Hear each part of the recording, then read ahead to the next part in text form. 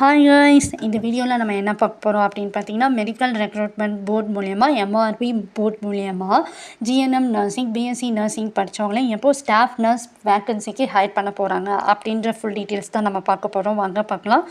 நேற்று நடந்த நியூஸில் எஸ்டர்டே மினிஸ்டர் மா சுப்பிரமணியம் அவர்கள் என்ன சொல்லியிருக்காங்க அப்படின்னு பார்த்தீங்கன்னா, ஆல்ரெடி கான்ட்ராக்ட் பேஸில் நர்ஸாக ஒர்க் பண்ணிகிட்ருக்காங்க. அவங்க எந்த பிளேஸ்க்கு ஒர்க் பண்ணணும்னு ஆசைப்பட்றாங்களோ அந்த இடத்துக்கே ட்ரான்ஸ்ஃபர் பண்ணி கொடுத்துருக்காங்க.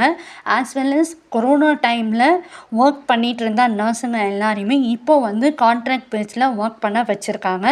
இன் ஃப்யூச்சரில் இந்த கான்ட்ராக்ட் பேஸில் ஒர்க் பண்ணிகிட்ருக்காங்க பார்த்தீங்களா, அந்த நர்சஸை என்ன பண்ணுவாங்க அப்படின்னு பார்த்தீங்கன்னா, பர்மனெண்ட்டாக சேஞ்ச் பண்ணுறதுக்கு சான்சஸ் இருக்குது அப்படின்னு தான் நேற்று மினிஸ்டர் நியூஸில் சொன்னாங்க.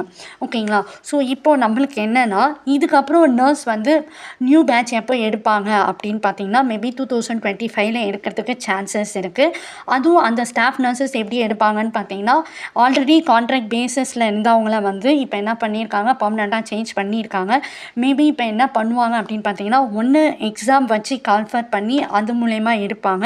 இல்லைன்னா ஆல்ரெடி எம்ஆர்பி எக்ஸாம் எழுதி கட் ஆஃபில் வெயிட் பண்ணிகிட்டு இருக்காங்க. அந்த கட் ஆஃபை கொஞ்சம் ரிலாக்ஸேஷன் கொடுத்து அதில் மூலயமா வேக்கன்சி ஃபில் பண்ணுவாங்க. ஓகேங்களா. மேபி எம்ஆர்பிக்கு பிஎஸ்சி ஜிஎன்எம் நர்சிங் படித்தவங்க நோட்டிஃபிகேஷன் வரத்துக்கு நிறையா சான்சஸ் இருக்குது. வேக்கன்சி 5000க்கு மேலே வேக்கன்சிஸ் இருக்கும். ஸோ நீங்கள் பிஎஸ்சி நர்சிங், ஜிஎன்எம் நர்சிங் முடிச்சிருக்கீங்க, கவர்மெண்ட் செக்டாரில் வேலை செய்யணும் அப்படின்னு நினச்சிங்கன்னா உங்கள் ப்ரிப்ரேஷனை நீங்கள் இப்போவே ஸ்டார்ட் பண்ணிவிடுங்க. ஓகேவா.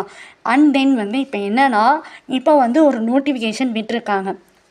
அது நிறையா பேருக்கு இப்போ கன்ஃபியூஸ் ஆகிருக்கு. என்னென்னா, இப்போது எம்ஆர்பியிலேருந்து அசிஸ்டன்ட் சர்ஜனுக்கான நோட்டிஃபிகேஷன் விட்டுருக்காங்க. அது மெடிக்கல் ஃபீல்டோட நோட்டிஃபிகேஷன்.